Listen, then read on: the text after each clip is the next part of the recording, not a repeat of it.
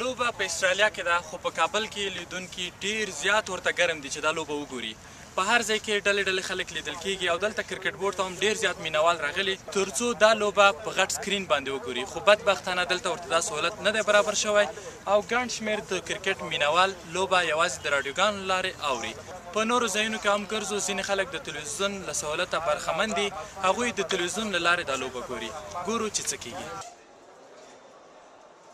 د نړیوال جام اومه لوبه چې د چهارشنبې په ورځ د افغانستان په وخت سهار 8 بجې د افغانستان او بنگلادیش ترمنځ پیل شوه، ورسره په نړیوال جام کې د افغانستان د لوبېدو هیلې او انتظار پای ته ورسید.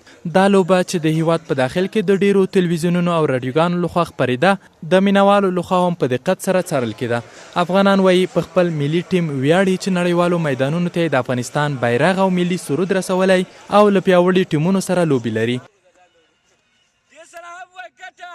په دې ورځ ډیر هغه کسان چې برېښنا او یا تلویزیونونه یې نه لرل کرکټ بورډ یا هوټلونو ته راوتي وو تر څو په ګډه د لوبو له لیدو خوند واخلي.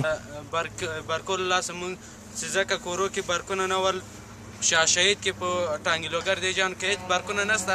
مونږ له دې لپاره راغلي چې سټوډیوم ته په سکرین باندې وګورو، خو متاسفانه چې په خپله په سټوډیوم کې هم برق نشته او نو د تلویزیون سولا چې موږ یې دلته وګورو.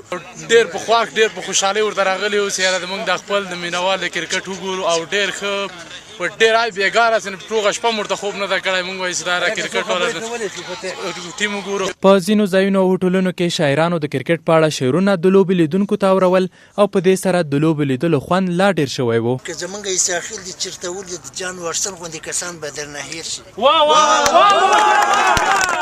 او که نوروز منګل په لوبه شروع وکړه او د کرکټ ډېر اتلان به درنه هېر شي.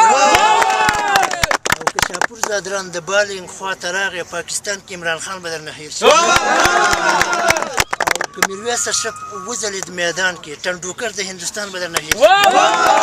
د کرکټ د لوبو مینوال وایي پوهیږي چې افغانستان په نړیوال جام کې له سختو ټیمونو سره مخ دی او شاید د بنگلادیش سره د لوبې په څیر ښې لوبې ونه کړي، خو مهمه دا ده چې دوی سره یو ځای کړي او له لوبې خوند اخلي.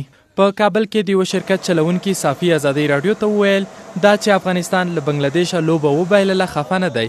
نوموړی وایي دا د افغانستان لومړی ځل دی، له دې وروسته به ډېرې داسې سیالۍ ولري او له بایللو پرته ګټه نه کیږي. دا ډېره غټه خبره ده چې د افغانستان بیرغ په یو انټرنیشنل سټیډیم کې هلته رپیږي او ټوله دنیا یې ګوري.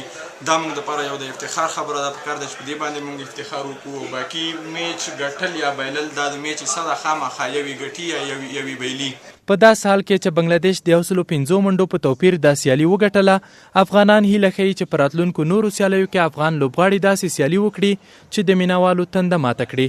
افغانستان په نړیوال جام کې 15 نورې لوبې له سریلانکا، سکاټلند، انګلند، نیوزیلند او استرالیا سره لري او د مخ ته تګ لپاره د 3 لوبو ګټل مهم دي.